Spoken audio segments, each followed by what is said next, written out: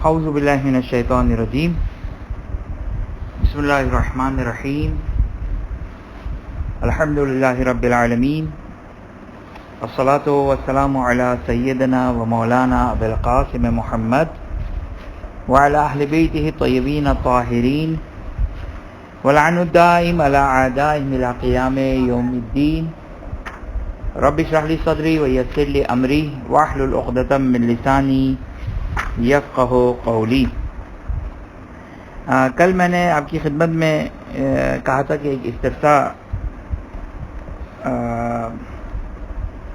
Rent کے بارے میں، کیونکہ بہت زیادہ پیش آنے والا مسئلہ ہے رینٹ کے بارے میں،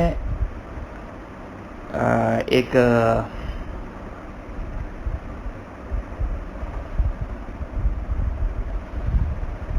استفساء جو آغا سیستانی سے کیا گیا کہ بظاہر آخری کا بھی یہی جواب ہونا چاہیے،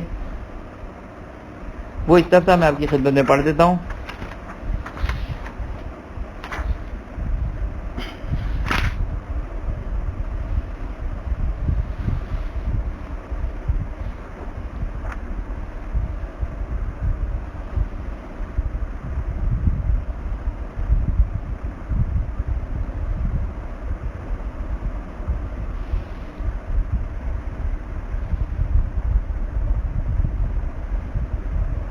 استفساء آغا سیستانی سے کیا گیا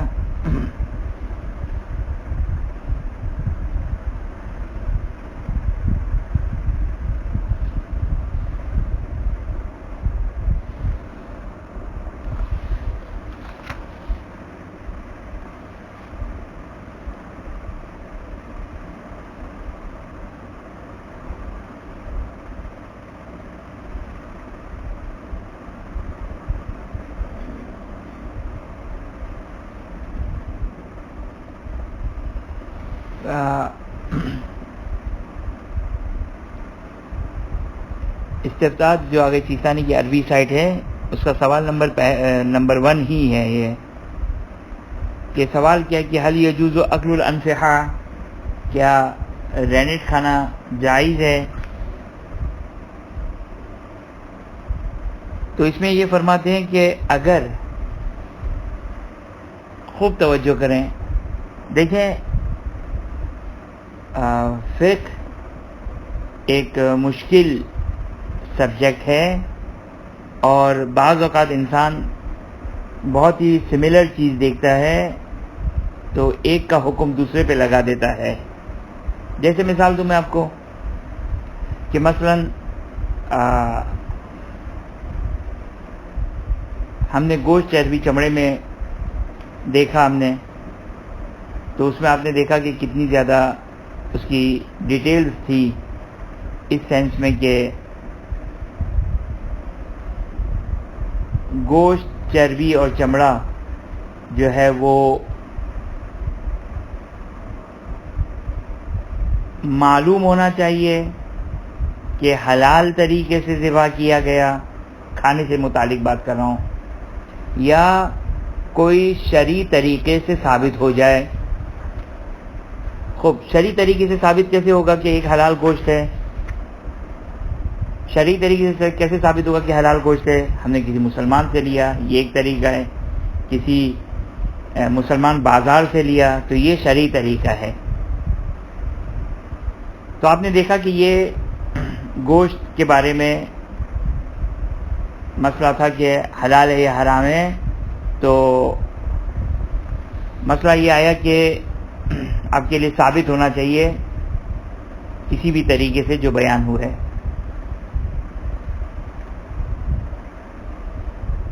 خوب یہ آپ نے ملاحظہ فرمایا۔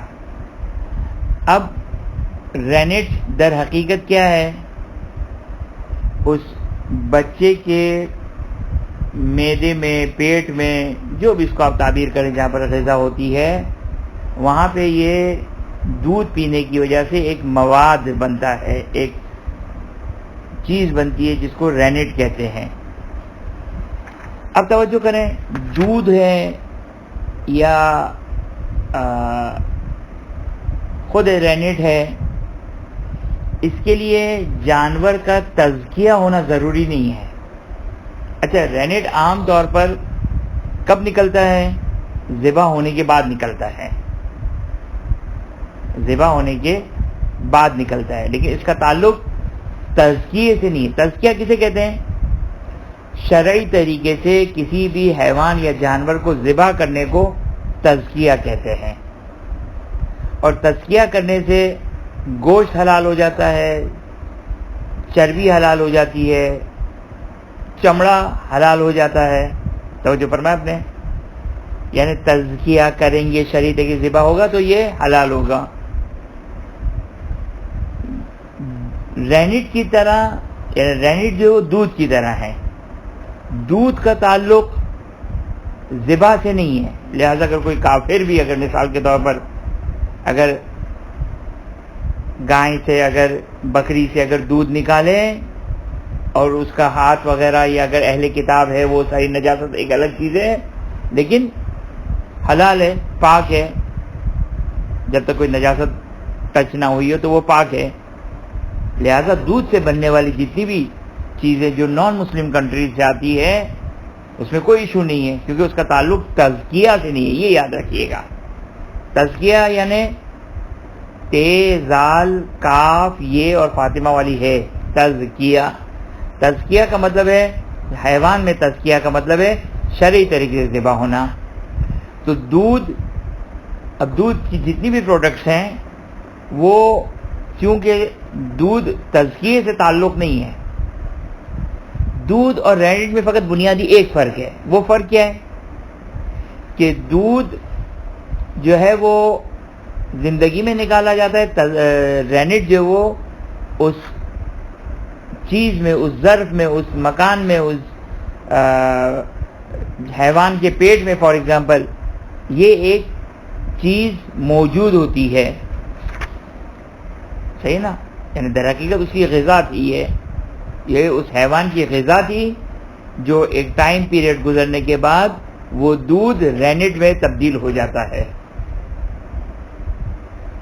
تو توجہ فرمائیے گا، یہاں تک یہ بات واضح ہو گئی، تزکیہ سے اس کا تعلق نہیں ہے۔ خوب، اب توجہ فرمائیں، آگے سیسانی سے پوچھا کہ رینٹ کا کھانا جائز ہے یا جائز نہیں، تو فرماتے ہیں کہ اگر احتمال عقلائی ہے، احتمال عقلائی کو ڈیفائن کرنے کی ضرورت نہیں ہے، کئی مرتبہ جو ہے وہ اس کو بیان کیا۔ احتمال عقلائی، احتمال عقلائی کس کو کہتے ہیں؟ یعنی پاسبل، ایسے ہی وہم نہیں ہے، حقیقتاً پاسبلٹی ہے۔ اگر احتمال عقلائی ہے کہ تزکیہ شدہ جانور سے لیا گیا، دیکھیں گوشت میں احتمال عقلائی نہیں چلے گا۔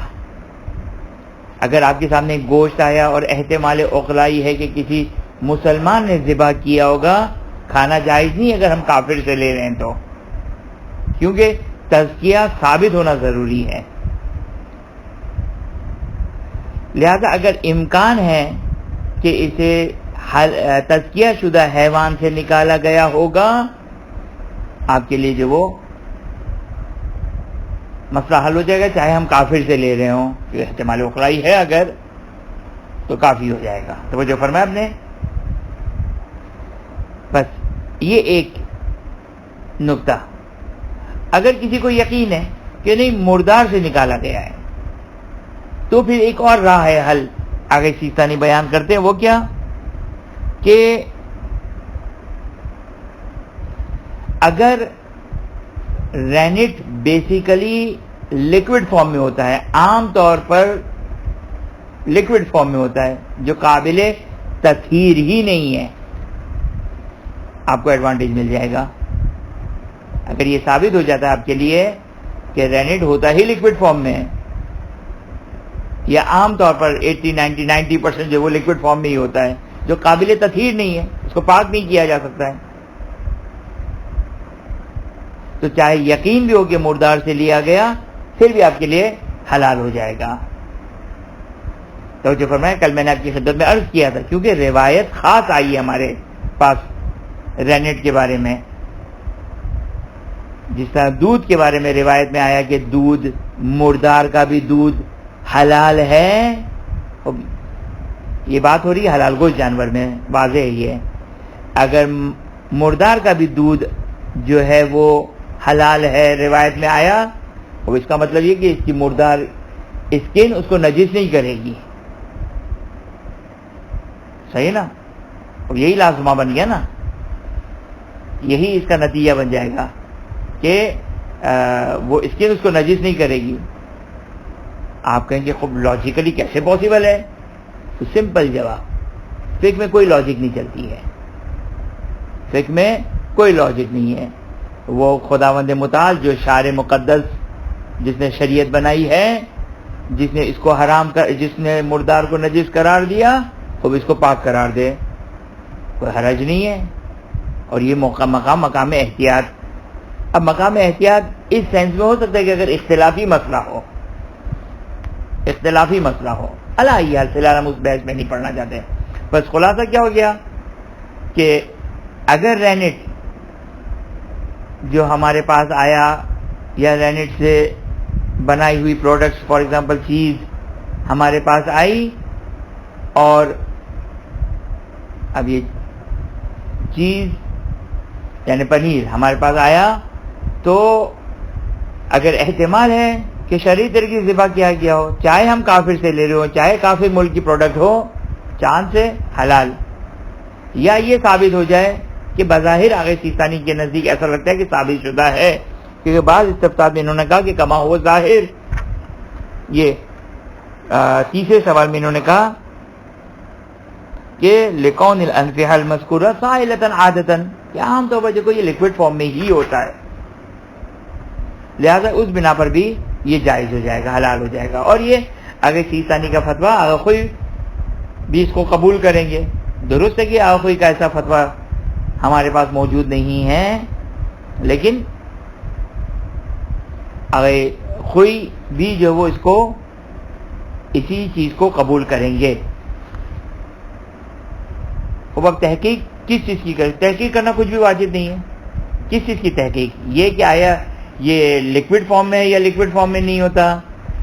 یہ جو ہے وہ ممکن ہے آپ کو بظاہر آگے دیکھیں. توجہ کیجیے گا، یہاں پر ایک نقطہ آپ کی خدمت میں عرض کروں. یہ نقطہ قابل توجہ نقطہ ہے.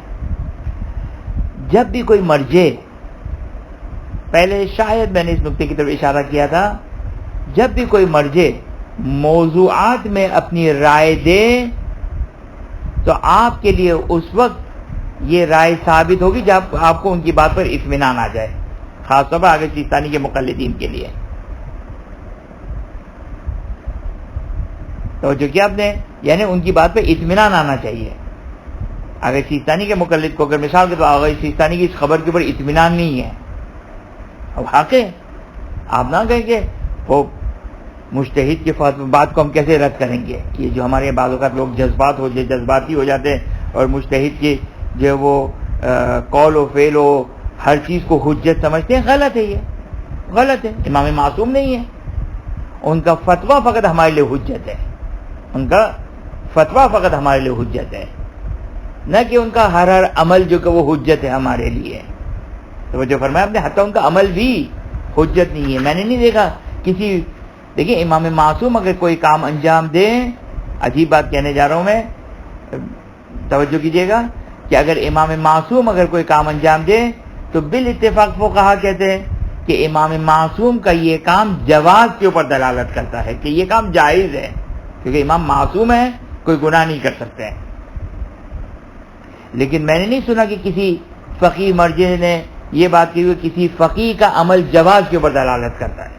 اور ممکن ہے اشتباہ ہو رہا ہو، خطا ہو رہی ہو، یا نعوذ باللہ خدا نہ خاصہ. لہذا مجتہد کا فعل حجت نہیں ہے. ہاں اس کا قول ہمارے لیے 100% حجت ہے، کیونکہ ہم اس کو مجتہد، عالم، فقیہ، عادل مانتے ہیں، تو اس کا قول جو وہ ہمارے لیے حجت ہے، کیونکہ ہم ان کی تقلید میں ہیں، ان کا قول ہمارے لیے حجت ہے. لیکن ان کا فعل، پس توجہ کیجیے گا کہ یہ بھی موضوعات میں آگے سیستانی نے اپنی تحقیق بیان کی ہے. صحیح نا؟ اگر کسی کو یہ اطمینان نہیں آ رہا آگے سیستانی کی بات پر، بالخصوص آگے سیستانی کے مقلدین، کیوں کہا میں نے آگے سیستانی کے مقلدین کوئی بتا سکتا ہے کہ کیوں کہا میں نے، یہ پہلے بھی میں نے اس نقطے کی طرف اشارہ کیا تھا کہ آغا سیستانی کے مقلدین کو اطمینان ہونا شرط ہے آغا سیستانی کی بات پر، یا کسی بھی مرجع یا کسی بھی قابل بھروسہ کی بات پر. کیوں کہا میں نے یہ آغا سیستانی کے مقلد آخوئی کے مقلدین کے لیے نہیں ہے؟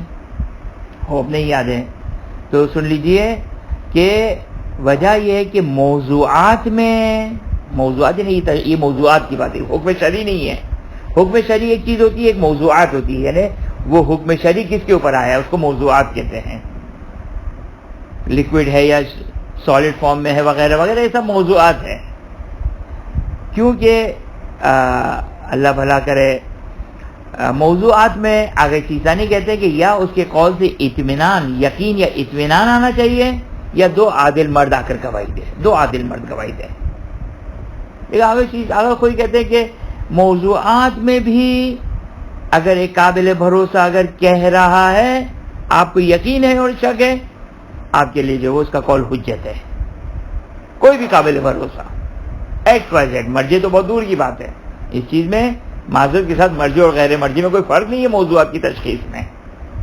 توجہ فرمایا آپ نے اس چیز میں، موضوعات کی تشخیص میں کہ موضوعات کی تشخیص میں جو ہے وہ مجتہد و غیر مجتہد کی کوئی وہ نہیں ہے.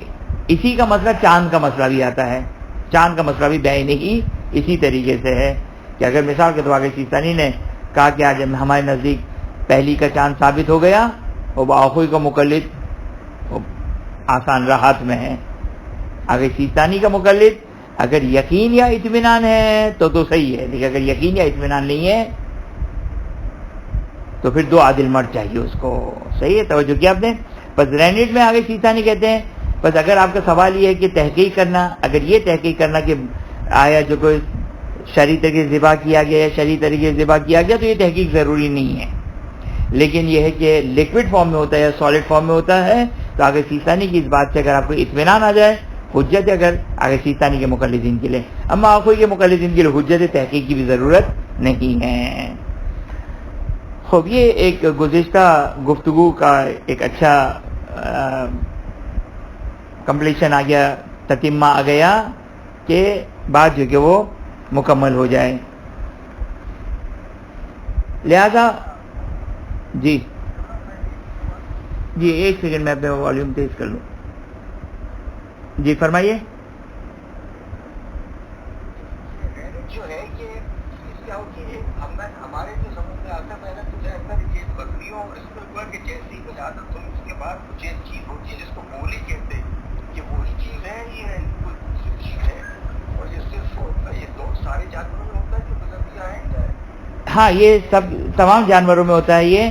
اب مجھے نہیں معلوم کہ اس کا اردو یا کسی اور زبان میں اس کو کیا کہتے ہیں. دو زبانیں مجھے معلوم ہے یا تین زبان میں. انگلش میں رینٹ کہتے ہیں، عربی میں انصحہ کہتے ہیں، اور فارسی میں مائع پنیر کہتے ہیں. ظاہراً یہ تین الفاظ مجھے معلوم ہے.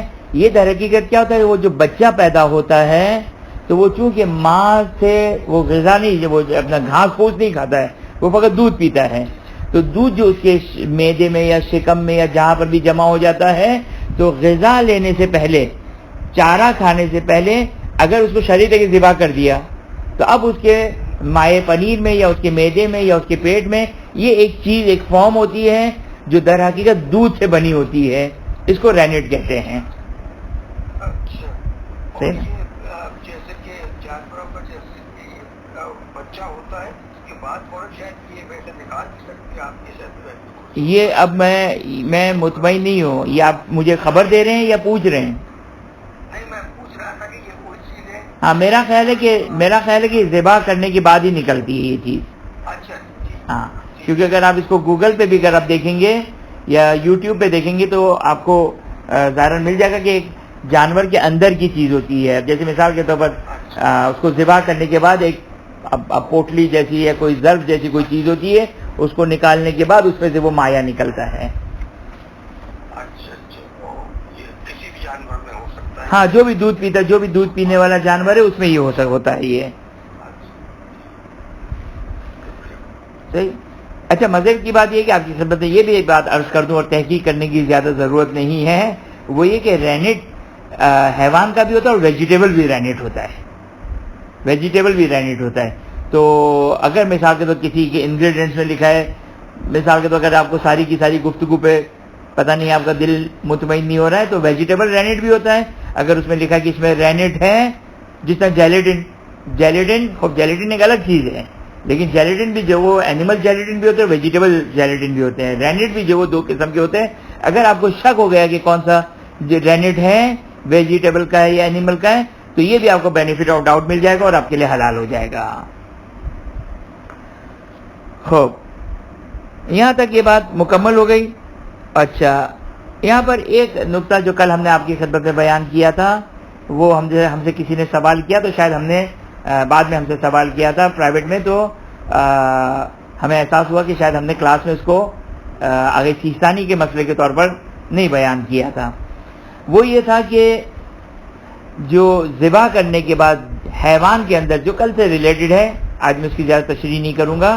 ذبح کرنے کے بعد جو ہے وہ حیوان کے اندر جو گوشت جو خون باقی رہ جاتا ہے وہ پاک ہے لیکن حلال نہیں ہے. لیکن اگر گوشت میں یا قیمے میں خون اس طرح ہو کہ اس کا جزء شمار کیا جائے، اس کا گوشت کا وہ خون کے پارٹیکلز، اس کا گوشت کا پارٹ شمار کیا جائے عرفاً، تو کہا کہ اس کو پھر دھونے کی بھی ضرورت ہے، اس کا کھانا بالکل جائز ہے.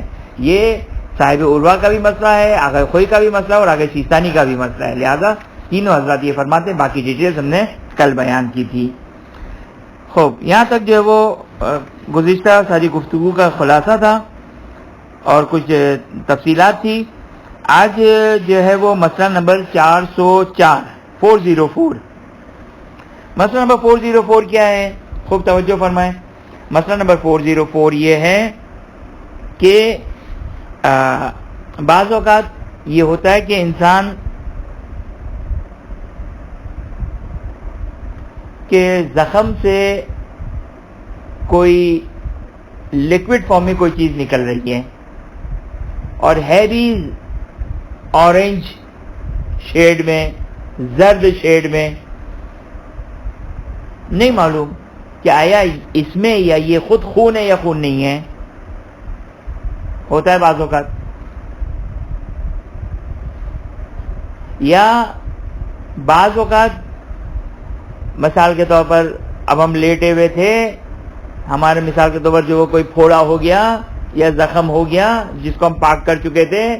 اب فار ایگزامپل جو ہم نے اس کو ٹچ کیا، کھجایا، کچھ گیلا گیلا محسوس ہوا. ابھی ہم سو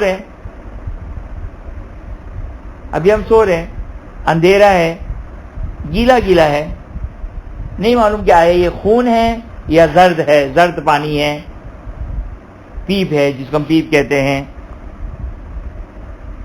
تو واجب نہیں ہے، آپ تحقیق کریں. واجب نہیں ہے، یہ آپ کے لیے تحقیق واجب نہیں ہے اور اس کو پاک سمجھ سکتے ہیں، بالکل اسے پاک سمجھ سکتے ہیں. یا بعض اوقات انسان کو بعض اوقات کھجاتا ہے، انسان کھجلی بعض جگہوں پر ہو جاتی ہے انسان کو.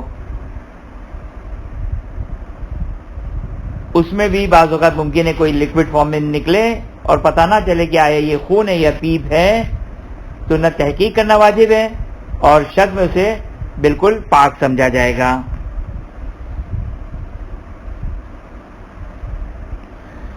یہ تھا مسئلہ نمبر 404. 405 کیا ہے؟ 405 یہ کہ اگر اب یہ چونکہ ہمارے لیے عام طور پر تقریباً اب تو عام طور پر جو دودھ ہم پیتے ہیں پتہ نہیں وہ دودھ بھی ہے یا دودھ نہیں ہے، لیکن اب تو وہ ٹیٹرا پیک میں اور پیک ہو کر آتا ہے. لیکن پہلے ممکن ہے یا مثال کے طور کبھی ہم کسی ویلیج گاؤں دیہات وغیرہ میں چلے جائیں تو ممکن ہے کوئی ہمیں تازہ دودھ پیش کرے جس سے ہمارا شاید پیٹ بھی اب خراب ہو جائے، ہم اس کو برداشت بھی نہ کر سکیں. لیکن اگر دودھ دھوتے ہوئے، دودھ نکالتے ہوئے اگر خون گرے اس کے اندر تو یہ خون جو ہے وہ نجس ہوگا اور پورا کا پورا دودھ نجس ہو جائے گا. خوب، یہاں تک جو ہے وہ 5ویں عین نجس کا بیان مکمل ہوا جو خون. اس کے بعد 6واں اور 7واں عین نجس، 6 اور 7، وہ ہے کتا اور سور. کتا اور سور یہ جو ہے وہ نجس ہے، اور کتے اور سور کی سر کے بال سے لے کر پیروں کے ناخن تک ہر چیز نجس ہے، چاہے اس میں روح ہو چاہے اس میں روح نہ ہو.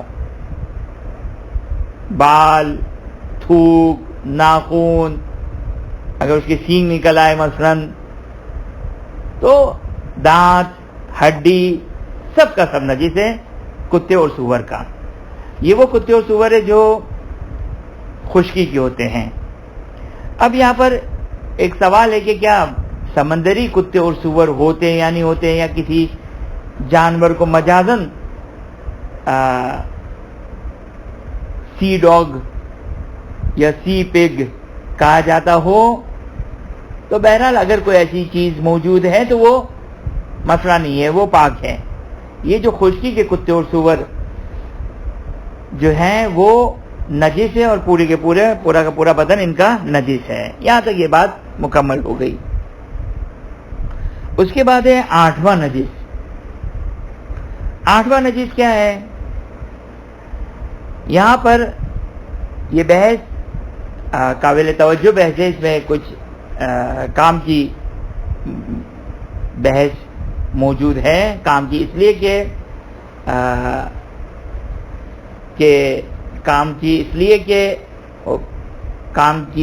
کیونکہ شراب وغیرہ سے عام طور پر جو وہ سروکار نہیں رہتا ہے، لیکن اس کے علاوہ جو اور باقی اس میں مسائل اور گفتگو ہے وہ قابل توجہ گفتگو ہے.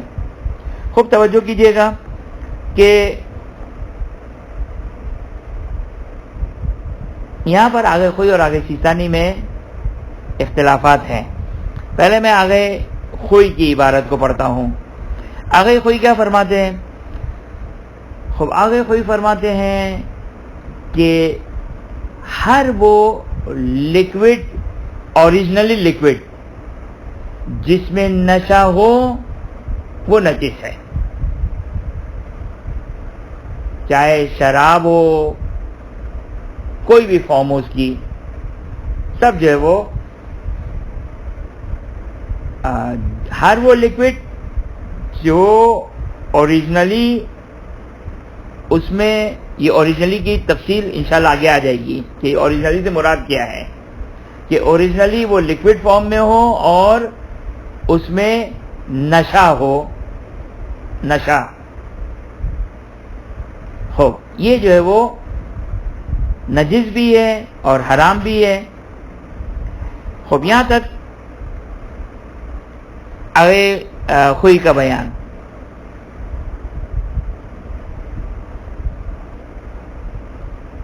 اگرچہ آگے خوئی نے ایک نقطہ یہاں پر منہاج میں بیان کیا، مجھے نہیں معلوم عروہ میں ان کی یہ تعبیرات ہے یا نہیں ہے. خوئی فرماتے ہیں کہ اچھا دیکھیں، توجہ کریں، ہر نشے والی چیز ضروری نہیں کہ شراب ہو، یہ بھی ایک رول یاد رکھ لیجیے گا. ہر نشے والی چیز ضروری نہیں کہ وہ شراب ہو. لہذا آگے خوئی فرماتے ہیں، خوئی کی باتوں کا خلاصہ یوں بیان کروں کہ 3 قسم کی چیزیں ہیں: شراب، نبیذ جسے فقہ کی شراب کہتے ہیں، فقہانی فقہ جس کی تفصیل آگے آئے گی. شراب، فقہ، نبیذ جو کی شراب، یہ دوسری کا ہی سارے نام ہیں. اور تیسری ہر لکوڈ فارم میں جس کا اندر نشہ موجود ہو. یہ 3 چیزیں ہیں. شراب میں اور وہ جو کی شراب کہ جس میں نشہ ہوتا ہے، اگرچہ قلیل ہوتا ہے، اس کی تفصیل آگے آئے گی. اس میں احتیاط واجب کی بنا پر آگئے کوئی فرماتے کہ یہ نجس ہے. کس میں؟ سوری معذرت، میں نے اشتباہ کیا. شراب میں اور نبیذ جو کی شراب میں فتویٰ یہ ہے کہ نجس ہے. اس کے علاوہ اگر کوئی لکوڈ فارم میں اگر کوئی نشے والی چیز ہے تو وہاں پر آگے خوئی کی احتیاط واجب ہے، احتیاط واجب ہے اگر کوئی بھی نکل آتی ہے. لیکن اگر کوئی سالڈ فارم میں جیسے ہیروئن، حشیش، یہ حشیش ہیروئن کو کہتے ہیں یا مختلف جو یہ ساری چیزیں ہوتی ہیں، ہیروئن اس کی ایک واضح مثال ہے، جو نشہ ہے اس میں لیکن سالڈ فارم میں ہے، چاہے اس کو پانی میں ڈال کے لکوڈ فارم میں بھی بنا دیں تو یہ پاک ہے. پینا حرام ہے یا حرام نہیں ہے، اور عام طور پر کہتے ہیں کہ یہ یا فتویٰ ہے یا احتیاط واجب ہے، حرام ہے لیکن پاک ہے، یہ بذات خود جو وہ پاک ہے. اس کے بعد اسپرٹ. آپ کو میں جی ایک اور مثال دوں کہ لکوڈ فارم میں ہے لیکن وہ پیتے ہیں اور وہ شاید پاک ہو، جسے بھنگ کہتے ہیں وہاں پہ بھنگ. جی بھنگ بھی بیسیکلی جو ہے وہ چونکہ وہ بھی سالڈ فارم میں ہے، چاہے اس کو بعد میں لکوڈ بنا لیا جائے تو وہ بھی پاک ہے، اگرچہ پینا جائز نہیں ہوگا لیکن وہ اچھا کہ آپ نے یہ مثال دے دی، ہیروئن یا بھنگ وغیرہ یہ ساری جو اس کی مثال بن جائے گی.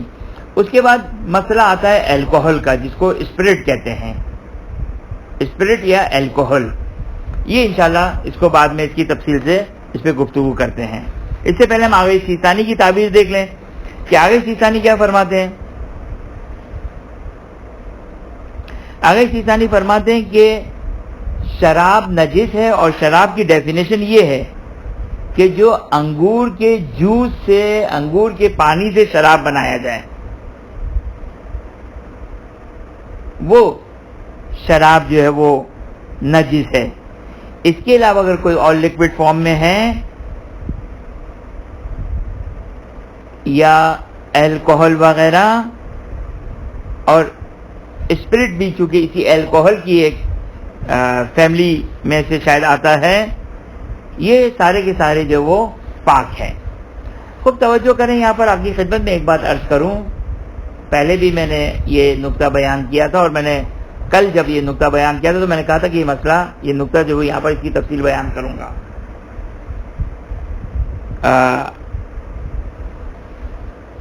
کہ توجہ فرمائیں کہ یہ الکوہل یا اسپرٹ جو شراب سے ہٹ کر الکوہل ہوتا ہے، جو بعض میڈیسنز وغیرہ میں بھی استعمال کیا جاتا ہے، خاص طور پر ہومیوپیتھ میڈیسن میں یہ بہت زیادہ استعمال ہوتا ہے، تو کہتے پاک ہے، یہ پاک ہے، لیکن اس کا کھانا جائز نہیں ہے، اس کا پینا جائز نہیں ہے، اس کا پینا جائز نہیں ہے. خوب، اب کیا مسئلہ رہے گا؟ ہومیوپیتھ یا دوسری میڈیسنز وغیرہ میں، ایلوپیتھ کی بعض میڈیسن میں مثال کے طور پر الکوہل ہے، تو پھر اس کو جب کھانا پینا جائز نہیں تو پھر یہ کس طریقے سے جائز ہوگا؟ تو وہاں پر فقہا یہ بیان کرتے ہیں کہ توجہ کیجیے گا، کل میں نے آپ کی خدمت میں قانون بیان کیا تھا، اگر کوئی چیز نجس ہو تو اس میں استحلاک نہیں چلے گا، بلکہ کیا چلے گا؟ استحالہ چلے گا. استحالہ کسے کہتے ہیں؟ اس کی فارم، اس کی حقیقت، اس کی اصل چیز جو کہ وہ چینج ہو جائے بالکل. صحیح نا؟ جس کی عام طور پر یہ لوگ مثال دیتے ہیں کہ کتا اگر نمکزار میں گر گیا اور کتا پڑا جو کہ نمک بن گیا، یا اگر کوئی نجاست بیابان میں پڑے مثال کے طور پر مٹی خاک بن گیا، تو اس کو کہتے ہیں استحالہ، اس کی اصل فارم ہی چینج ہو جائے.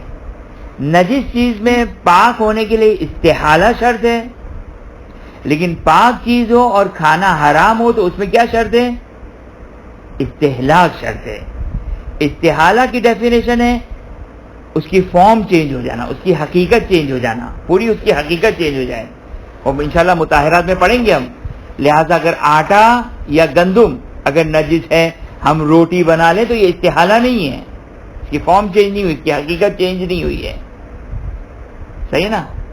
یا جیسے کل مثال دی تھی کہ اگر چوٹ لگی اور خون جم گیا اور اتنے دن نکل گئے، اتنے دن گزر گئے کہ اب اس کو عرف میں خون نہ کہا جائے، جلد کہی جائے مثال کے طور پر، یا کم از کم خون نہ کہا جائے.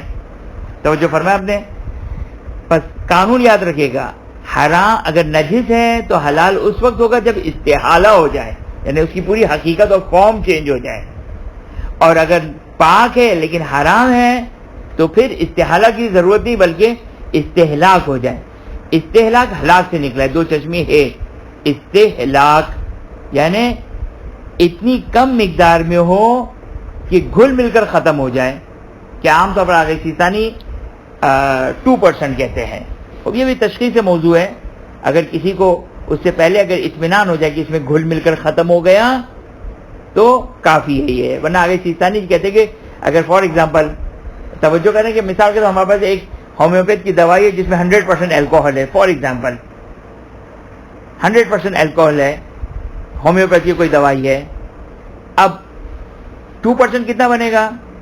مثال کے طور پر آپ کے پاس ایک گلاس ہے، ڈراپر جو ہوتے ہیں، ڈراپر قطرے قطرے جس سے جو کو ڈراپ ہوتے ہیں، یا کوئی بھی چیز آپ 1 2 3 4 5 98% پانی ہو اور 2% جس کا 100% الکوہل تھا، تو یہ بنتا ہے 2%.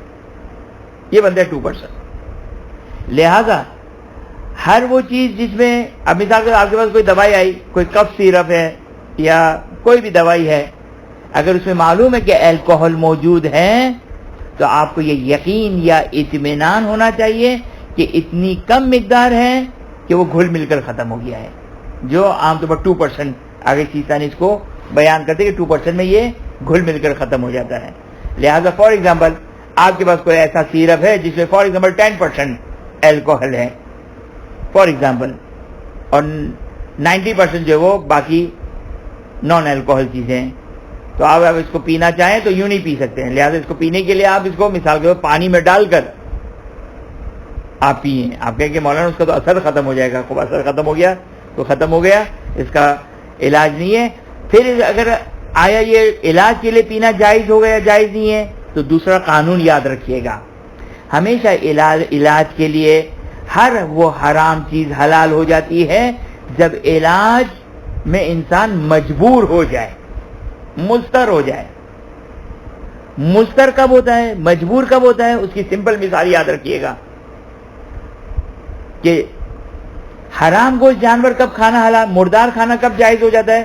جب انسان مر رہا ہو یا شدید جو کہ وہ مشکلات میں گرفتار ہو رہا ہو، اس کو کہتے ہیں مجبور انسان. صحیح نا؟ ورنہ اگر کھانسی ہو گئی ہے، کف ہو گئی ہے اور دوسرا علاج پاسبل ہے، بہت سارے علاج ہو سکتے ہیں، اس کف سیرپ کو نہیں پئیں گے تو آسمان زمین پر نہیں آ جائے گا.